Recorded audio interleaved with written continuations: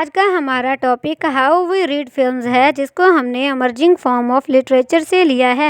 इस टॉपिक के अंदर हम डिस्कस करेंगे इसके कुछ एलिमेंट्स को, cinematography, editing, narrative structure, film psychology, picture detail, sound effects, themes and symbols और फिल्म आइडियोलॉजी को। तो बगैर टाइम वेस्ट करते हुए हम शुरू करते हैं हमारा आज का ये टॉपिक।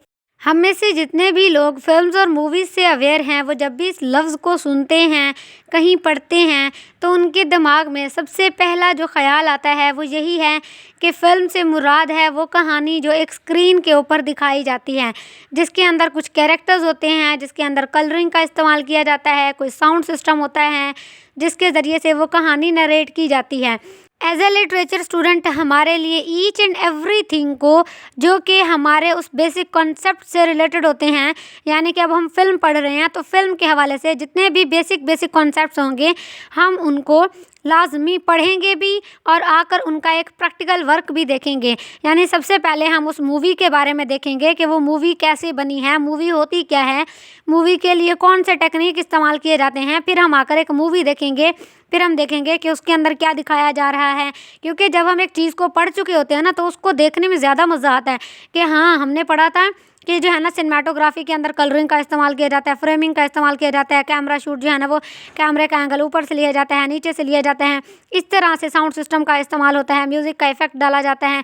तो इस तरह की चीज़ें जब हम पढ़ते हैं और फिर आकर हम प्रैक्टिकल लाइव एक मूवी के अंदर देख रहे होते हैं, तो जो हमारा एक्सपीरियंस है वो और ज़्यादा बढ़ जाता है। वो की एलिमेंट्स जिनके ज़रिए से हमें एक फ़िल्म के बारे में पता चलता है कि हम इसको किस तरीके से एनालाइज कर सकते हैं, उसमें सबसे पहले हमारे पास सिनेमाटोग्राफी आता है। सिनेमाटोग्राफी के अंदर सबसे पहले हम कैमरा मैजिक को देखते हैं, यानी हम कैमरा एंगल किस तरीके से रखते हैं। क्योंकि कैमरा एंगल के अंदर हम ये चीज़ें देखते हैं कि हमने कैमरे का जो शूट लिया है वो क्लोज़ लिया है या वो क्लोज़अप शूट है, या फिर जो है ना वो थोड़ा सा दूर से जाकर हमने लिया है। तो इसके अंदर जो कैमरे के एंगल होते हैं, हमारे टोटल जो अटेंशन होती है वो उसी के ऊपर होती है जिसके अंदर एक सीन को शूट किया जा रहा होता है।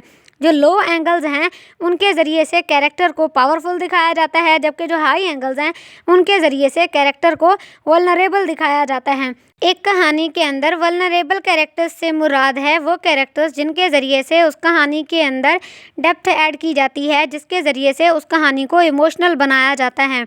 यानी आपने रीडर्स के लिए, आपने अपने ऑडियंस के लिए अपनी कहानी को कुछ इस अंदाज से लिखा है कि जो आपके कैरेक्टर्स हैं वो इतने ज़्यादा चैलेंजेस फेस करते हैं कि लोग उनके साथ सिंपैथी करने लग जाते हैं। एक मूवी के अंदर कैमरा मूवमेंट से मुराद है वो विजुअल एक्सपीरियंस जो कि चेंज होता रहता है, जिसके ज़रिए से वो कहानी बनाई जाती है, जिसके अंदर पैन्स, टिलेट्स, जूम और ट्रैकिंग शूट वगैरह के ज़रिए से इमोशंस ऐड किए जाते हैं, कैरेक्टर्स के एक्शंस को एम्फसाइज किया जाता है। तो इसके अंदर जो की एलिमेंट्स पाए जाते हैं उसमें नंबर 1 हमारे पास पैनिंग आता है। पैनिंग से मुराद है कि हमने अपने कैमरा की मूवमेंट कैसे रखी है, यानी कि हमने कैमरा की मूवमेंट इसके अंदर साइड टू साइड रखनी होती है। नंबर 2 पर हमारे पास टिल्टिंग आता है, जिससे मुराद है कि हमने कैमरा मूवमेंट अप और डाउन रखना होता है। नंबर 3 पर हमारे पास जूमिंग आता है, जिससे मुराद है कि हमने चीज़ों को क्लियर करके दिखाना होता है, उनका क्लोजर लुक लेना होता है। फॉर एग्जाम्पल, एक मूवी में दिखाया जाता है कि एक इंसान को दूसरे इंसान की बात पे गुस्सा आया है, तो वो उसको किस तरीके से डाइजेस्ट करता है, हमने ये देखना होता है। फॉर एग्जाम्पल, हम उसके हैंड मूवमेंट को एक क्लोजर लुक दे देंगे कि वो लड़ाई के लिए तैयार हो रहा है या नहीं, या फिर उसके आइज़ के ऊपर एक क्लोजर लुक दे देंगे, उसके आइज़ को जूम कर देंगे कि उसकी बात सुनकर उसकी आंखें गुस्से से लाल पीली तो नहीं होगी। नंबर 4 पर हमारे पास ट्रैकिंग शूट आता है, जिससे मुराद है कि हमने अपने कैरेक्टर्स के एक्शन को फॉलो करना होता है। वो जहाँ जहाँ जा रहे हैं हमने कैमरा उनके पीछे पीछे लेकर जाना होता है। नंबर 5 पर हमारे पास स्टैटिकम शूट आता है, जिससे मुराद है कि हमारे सीन्स के अंदर एक स्मूथ कैमरा मूवमेंट इस्तेमाल किया गया है, उसके अंदर हमें नेचुरल फीलिंग्स दिखाई गई हैं, कैमरा मूवमेंट का इस्तेमाल नेचुरल तरीके से किया गया है। तो एक फिल्म को रीड करने के लिए हमारे पास पहला एलिमेंट था सिनेमाटोग्राफी, दूसरा है पिक्चर डिटेल। पिक्चर डिटेल के अंदर हम उसके डिज़ाइन को देखते हैं, उसके कॉस्ट्यूम को देखते हैं। डिज़ाइन यानी हमारे आसपास की जो सेटिंग है वो कैसी रखी गई है, उस सीन का एनवायरनमेंट कैसा है, हम इसको एनालाइज करते हैं। उसके प्लेसेस को किस तरीके से दिखाया गया है, कैसे डेकोरेट किया गया है, कैसे अरेंज किया गया है, वो हमें उस कहानी के बारे में, उन कैरेक्टर्स के बारे में अवेयरनेस देते हैं। नंबर 2 पर हमारे पास कॉस्ट्यूम आते हैं, जिससे मुराद है कि हमारे कैरेक्टर्स ने किस तरह के कपड़े पहने हुए हैं, तो उनके जो क्लॉथ्स हैं वो रिवील करते हैं उस इन्फॉर्मेशन के बारे में, जिनसे उनकी पर्सनालिटी के बारे में, उनके सोशल स्टेटस के बारे में और उनके टाइम पीरियड के बारे में हमें पता चलता है। तो नंबर 3 पर हमारे पास एडिटिंग आता है। इसके अंदर हम सीन ट्रांजिशंस और पेसिंग को देखते हैं। सीन ट्रांजिशन के अंदर हम देखते हैं कि किस तरीके से एक सीन के बाद दूसरा सीन दिखाया जाता है। तो इसके अंदर जो फास्ट ट्रांजिशन है वो ऑडियंस को एक्साइटेड करता है, जबकि जो स्लो ट्रांजिशन है वो ऑडियंस को बोर कर देता है। पेसिंग के अंदर हम देखते हैं कि किस तरीके से एक कहानी को रिदम के अंदर, फ्लो के अंदर बयान किया गया है। तो इसके अंदर जो क्विक कट्स दिखाए जाते हैं उनके ज़रिए से हमारी ऑडियंस इनर्जेटिक फील करती है। वो एक्साइटेड होते हैं कि अब कहानी के अंदर कोई नया ट्विस्ट आ रहा है, कहानी चेंज होने वाली है। जबकि जो लॉन्गर शूट्स हैं वो कहानी को ज़्यादा रिलैक्स बनाते हैं। लोगों को पता होता है अच्छा कहानी ऐसे चल रही है तो आगे ऐसे ही होगा, इतनी जल्दी तो इस कहानी का दी एंड नहीं होने वाला। यानी फिर लोग उसके अंदर बोरियत का शिकार भी होने लगते हैं और लोगों को ये भी पता चल जाता है कि राइटर आगे हमें क्या दिखाना चाह रहा है। नंबर 4 पर हमारे पास साउंड आता है। साउंड जो आसपास से लिया गया होता है, जो किसी इफ़ेक्ट से लिया गया होता है, जैसे कि जो हमें डायलॉग में नज़र आता है और जो हमें म्यूज़िक के ज़रिए से नज़र आता है। डायलॉग से मुराद है हमारे कैरेक्टर्स जो कुछ भी कह रहे होते हैं उनकी आवाज़ होती हैं। कभी कभार उनकी जो साइलेंट होती हैं वो भी हमें एक मायने दे रही होती है, यानी कि उनका कुछ ना कहना भी उतना ही इम्पोर्टेंट होता है जितना कि वो कुछ कह रहे होते हैं, क्योंकि उनके उस ना कहने में भी काफ़ी ज़्यादा हिडन मीनिंग्स छुपे हुए होते हैं। तो एक सीन के अंदर म्यूज़िक और साउंड इफ़ेक्ट्स का इस्तेमाल इसलिए किया जाता है ताकि उसको अट्रैक्टिव बनाया जा सके। तो बैकग्राउंड म्यूज़िक जो हमें नज़र आता है मूवीज़ के अंदर वो इमोशनल इंटेंसिटी को बढ़ाने के लिए होता है। तो एक मूवी के अंदर म्यूज़िक और साउंड इफेक्ट का इस्तेमाल उसके सिचुएशन के हिसाब से होता है।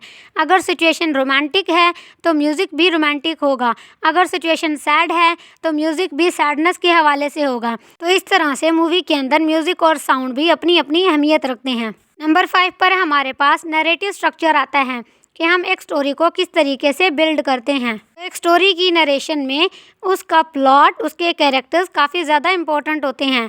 प्लॉट डेवलपमेंट से मुराद है वो सीक्वेंस ऑफ इवेंट्स जिसके ज़रिए से वो कहानी अनफोल्ड होती है, जिसके ज़रिए से हमें उस कहानी के बिगिनिंग, मिडल और एंड के बारे में पता चलता है कि कहानी ऐसे शुरू हुई थी, इस तरीके से अपने क्लाइमैक्स पर पहुंची है और ऐसे कहानी दी एंड हो रही है। और इसके अलावा हमें उस मूवी के बारे में पता चलता है कि वो मूवी कैसे स्ट्रेट फॉरवर्ड तरीके से हमें बताई जा रही है, उसके अंदर किस तरीके से फ्लैशबैक्स का इस्तेमाल किया जा रहा है जिसके ज़रिए से हमें पास्ट के बारे में पता चलता है, या फिर उस मूवी के अंदर किस तरीके से लीनियर स्टोरी स्ट्रक्चर का इस्तेमाल किया गया है या नॉन लीनियर स्टोरी स्ट्रक्चर का इस्तेमाल किया गया है। लीनियर स्टोरी स्ट्रक्चर से मुराद है कि उसके अंदर जो इवेंट्स दिखाए गए हैं वो एक क्रोनिकल ऑर्डर में हैं, जबकि जो नॉन लीनियर स्ट्रक्चर है उससे मुराद है कि कभी वो हमें पास्ट के बारे में बताता है और कभी फ्यूचर में ले जाता है और कभी प्रेजेंट में आ जाता है। तो इस तरीके से कहानियाँ नरेट की जाती हैं। नंबर 2 पर हमारे पास कैरेक्टर आर्क आता है, जिससे मुराद है कि हमने एक मूवी के अंदर अपने कैरेक्टर्स के एक्शन को देखना होता है कि वो किस तरीके से एक्शन परफॉर्म कर रहे हैं। वो कैरेक्टर प्रोटैगनिस्ट हैं, एंटागोनिस्ट हैं, किस तरीके के इंसान हैं, उनकी पर्सनालिटी क्या है, वो पहले कैसे थे, वो किस तरीके से ग्रो हुए, उनके अंदर क्या चेंजिंग्स आई उस पूरी मूवी के अंदर।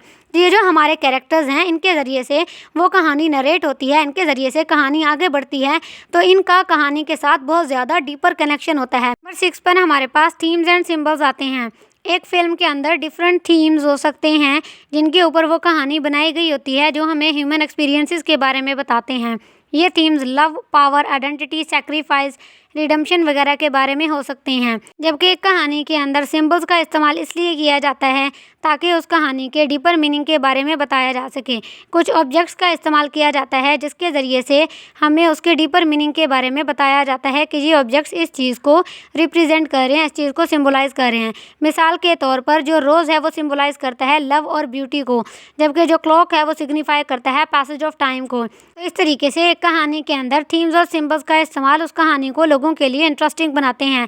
फिल्म मेकर्स डिफरेंट आइडियाज़ को एक फ़िल्म के अंदर इस्तेमाल करते हैं, ह्यूमन इमोशंस को शो करते हैं, ह्यूमन रियलिटी को शो करते हैं। ये सब वो लोगों के अट्रैक्शन और इंगेजमेंट के लिए करते हैं ताकि वो स्टोरी के साथ शुरू से लेकर आखिर तक इंगेज रहें। नंबर 7 पर फिल्म साइकोलॉजी आता है, जिससे मुराद है कि हमने अंडरस्टैंड करना है कि उस मूवी ने हमारे साइकोलॉजी पर क्या असर डाला है। तो इस तरह की मूवीज़ के अंदर हम कैरेक्टर्स और स्टोरीज़ को देखते हैं कि वो हमारे इमोशंस पर क्या असर डालते हैं, हम उन मूवीज़ के साथ क्यों कनेक्ट हुए थे, हम उन कैरेक्टर्स के साथ, उनके एक्सपीरियंस के साथ क्यों खुद को रिलेट कर रहे हैं। मिसाल के तौर पर जब हम एक स्कैरी मूवी देखते हैं तो जो हमारी फीलिंग्स हैं वो बिल्कुल बेहंगम हो जाती हैं, यानी हमारा दिल जो है ना वो तेज़ से धड़कना शुरू हो जाता है, क्योंकि हमें पता है कि उसके अंदर कुछ सरप्राइजिंग होने वाला है। एग्जाम्पल नंबर 2, जिसके अंदर एक सुपर हीरो दिखाया जाता है एक मूवी के अंदर, तो हमारी जो फीलिंग है वो काफ़ी ज़्यादा एक्साइटेड हो जाती हैं, क्योंकि हमें पता है कि वो आकर उन लोगों को बचाएगा। इसके बाद हमारे पास फिल्म आइडियोलॉजी आता है। फिल्म आइडियोलॉजी से मुराद है कि हमने इसके अंदर उन आइडियोलॉजीज़ को देखना होता है जिसके ऊपर वो मूवी बनाई गई होती है, यानी उन वैल्यूज़ को, उन बिलीव्स को जो उस मूवी के अंदर दिखाए जाते हैं। तो इसके अंदर देखना है हमने कि वो कैसे जो बिलीव्स हैं और वैल्यूज़ हैं वो एक इंसान की ज़िंदगी पर असर करते हैं। इसके अंदर हमने उन मैसेजेस के बारे में सोचना होता है जो हमें उस सोसाइटी, उस कल्चर के बारे में पता चल रहे होते हैं। मिसाल के तौर पर एक मूवी के अंदर कुछ ऐसे कैरेक्टर दिखाए जाते हैं जो फेयरनेस के ऊपर यकीन रखते हैं, जो काइंडनेस के ऊपर यकीन रखते हैं, जो ये हमें बताना चाह रहे होते हैं कि हम किस तरीके से अच्छे इंसान बन सकते हैं। हमने गोरे काले के अंदर फ़र्क नहीं रखना, हमने अमीर गरीब के अंदर फ़र्क नहीं रखना। इसके अलावा हम कुछ ऐसी मूवीज़ देखते हैं जिनके अंदर कुछ इस तरीके के कैरेक्टर्स दिखाए जाते हैं जो अथॉरिटीज़ को चैलेंज कर रहे होते हैं, जो उनके ऊपर क्वेश्चन उठा रहे होते हैं। इस तरह की मूवीज़ हमें ये सजेस्ट करती हैं कि कभी कभी आपको रूलर्स और उनके रूल्स को चैलेंज करना चाहिए, क्योंकि वो आपके सामने जवाबदेह हैं, क्योंकि वो आपके वोट से हुक्मरान बने हैं। जो फिल्म्स होते हैं वो डिफरेंट जॉनरास के ऊपर बने होते हैं, मिसाल के तौर पर action, comedy, science fiction, romance वगैरह। फॉर एग्जाम्पल, अगर हम एक्शन मूवी देख रहे हैं तो हमें पता है कि इसके अंदर हमें काफ़ी ज़्यादा एक्शन मिलेगा, थ्रिल मिलेगा, हम इसके अंदर एक्साइटमेंट का शिकार होते हैं, इसके अंदर हमें कार चेजेस, फाइट्स वगैरह मिलते हैं। इसके अलावा मूवीज़ के अंदर जो कॉमेडी का इस्तेमाल है वो लोगों को हंसाने के लिए होता है। उसके अंदर एक ऐसा ह्यूमर पेश किया जाता है जो फ़नी सिचुएशंस के साथ होता है, जिसके अंदर जोक्स होते हैं। लोग अपने फ्री टाइम में उन मूवीज़ को देखते हैं, अपने फैमिली के साथ, अपने फ्रेंड्स के साथ, और इन्जॉय करते हैं। फिल्म जॉनरा डिपेंड करता है लोगों के टेस्ट के ऊपर कि वो किस तरह का जॉनरा देखना चाहते हैं।